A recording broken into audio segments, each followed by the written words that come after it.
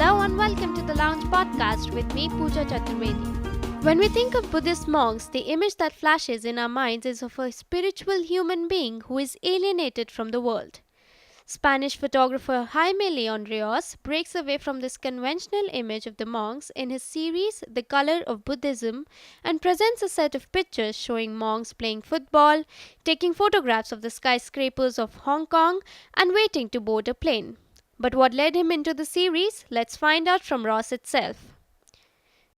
Hi Jaime, welcome to the Lounge Podcast. Hello, how are you, Pooja? I'm good, how are you? I'm fine, thank you. Alright, so tell us more about your series, The Color of Buddhism. Well, this is a collection of photographs of Buddhist monks I took all over Asia, from China, Cambodia, Vietnam, Laos, Thailand, India, of course, and Burma. My idea was to show to the people the normal life of the monks, the daily life, because, in the Western countries, many times we mysticize Buddhism, and so my idea was to show that, they are just people like everybody else, and they lead very simple lives and in different places. Yeah, of course, it shows in your pictures, like in one picture, a monk is shown playing with the dog. In another, a group is captured playing soccer. So, is that deliberate? Yeah, of course, that was my point, because sometimes we think there is some kind of magic around these Buddhist monks or Hindu sadhus or whatever. But I started traveling around Asia, and I met these teenagers, and they were playing soccer, and I wanted to talk to them about their life in the monastery, and they were the monks, and they wanted to talk about soccer. They wanted to talk about Real Madrid and David Beckham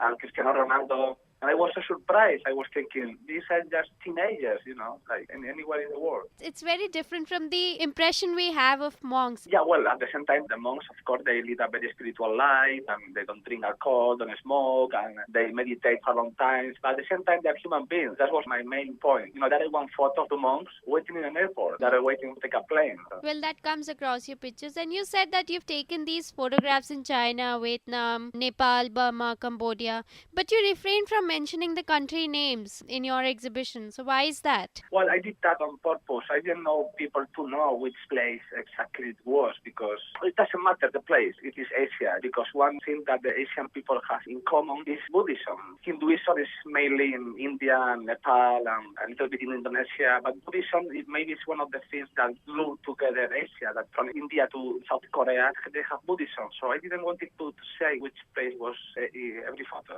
In one image, there's a monk next to Hong Kong's huge skyscrapers. Yeah. It is more like street photography, wherein you get a sense of the space and the architecture. So is street photography your forte, or is it just the focus was on the monk only? My photography is mainly kind of a street photography. I just go to the street with my camera. I love to wander around, because when you have a camera, you see more. It's like you have a third eye. And in that particular photo, he was a tourist. I was coming from mainland China. I was going to Hong Kong, and we were in a boat in the Nolon Peninsula. And this monk, he was there with his camera, a map of Hong Kong, I guess. So it was a boat of tourists, and he was there. I was not just wandering around, taking photos like many other tourists, to see the monk and these rappers and this huge building. I thought it was kind of a very big contrast. So how did this fascination with monks start? Well, it started first when I was traveling in China, in Sichuan province, where you can find some monasteries. So we went to this small mountain, and in China they carved the mountain, and we reached the top after 7 hours walking. It was a small monastery, and I spent a couple of days there. I was just very impressed by the surroundings, this small monastery in the middle of nowhere, these people living there alone. So I like that, and I like it being around monks. So are you a religious person? No,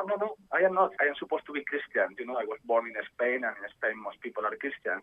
But I am not really a religious person. But every time I go to a Buddhist place or country, let's say Burma or Laos or Ladakh in North India, well, there's kind of this feeling. People look very quiet, and so you start thinking, well, it must be something in Buddhism, right? Okay. So what are your future projects now? I am working on a project. It's about Asia as well, different countries.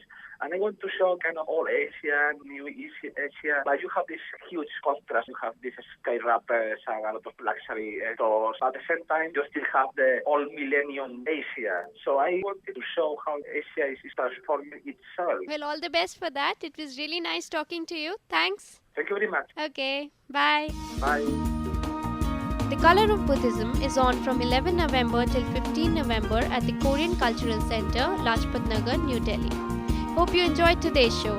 Write to me with your feedback at feedback@livemint.com. Be good and have a great weekend.